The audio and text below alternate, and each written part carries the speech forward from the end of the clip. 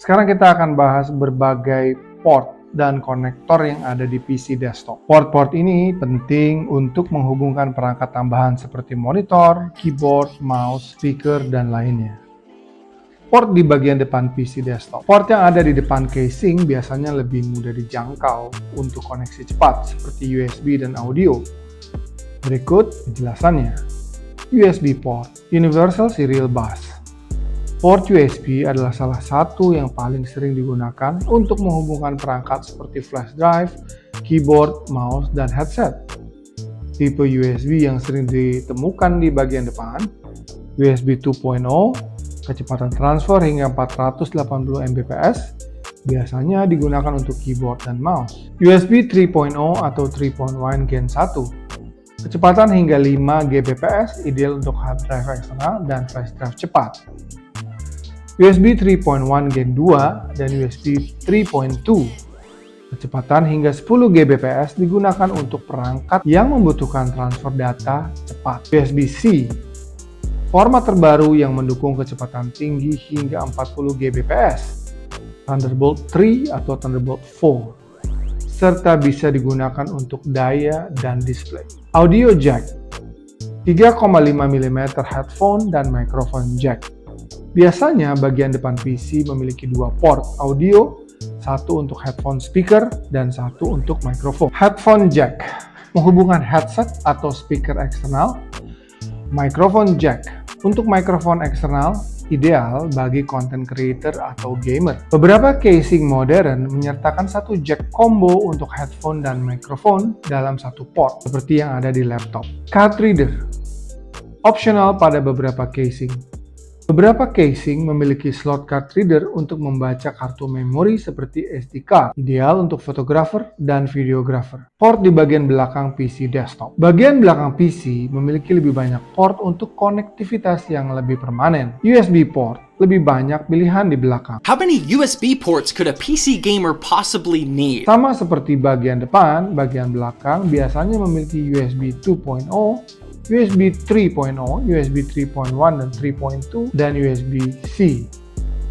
Port di belakang lebih cocok untuk perangkat yang jarang dicabut seperti keyboard, mouse, printer, dan perangkat penyimpanan. USB-C di belakang biasanya mendukung Thunderbolt yang bisa digunakan untuk monitor, penyimpanan eksternal cepat, dan docking station. Z790 Creator Wi-Fi, and the reason for it is it has two DisplayPort ins right here, and then two Thunderbolt 4 outs. So you can use that cable to plug right into the DisplayPort here on the GPU, 4080 right here.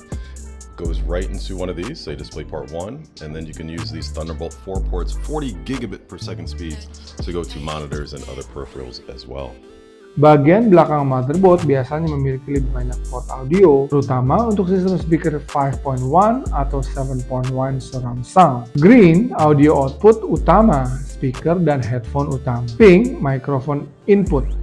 Blue, line in, untuk input dari perangkat lain seperti amplifier. Black, rear speakers, untuk sistem surround 5.1 atau 7.1. Is that clear?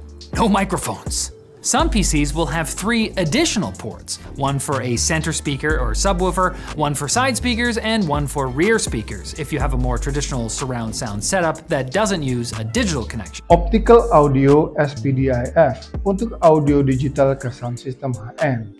You might have noticed the SPDIF ports on your TV, your PC, your games console, your soundbar, and even your music gear. And you might be wondering what they do and how to connect your devices together. So let me explain. The Sony Philips Digital Interface, or SPDIF, or SPDIF, is a type of digital audio connection. It can carry either 2 channels of uncompressed audio, most commonly a stereo left and right pair, or compressed 5.1 and 7.1 audio used in surround sound systems. SPDIF can be transmitted using 2 different types of cables: optical cables with Toslink connectors, or coaxial cables with RCA connectors. Display output port untuk monitor. Port display digunakan untuk menghubungkan PC ke monitor atau proyektor. Jenis-jenisnya HDMI, High Definition Multimedia Interface, standar modern untuk video dan audio, mendukung hingga resolusi 4K 60Hz atau 8K 30Hz. DisplayPort (DP) lebih kuat dari HDMI untuk gaming, mendukung hingga 8K 60Hz atau 144Hz pada 4K. DVI (Digital Visual Interface) digunakan untuk monitor lama, mendukung hingga 1080p 144Hz atau 2K 60Hz. VGA (Video Graphics Array), teknologi lama yang hanya mendukung 1080p 60Hz dengan kualitas lebih rendah dibanding port digital. Untuk gaming atau editing, pilih DisplayPort atau HDMI yang mendukung refresh rate tinggi. Ethernet LAN port RJ45, koneksi internet kabel. Ethernet port digunakan untuk koneksi internet kabel yang lebih stabil dibanding Wi-Fi. Standar umum 1 Gbps, high-end bisa 2,5 Gbps, 5 Gbps hingga 10 Gbps untuk workstation atau server.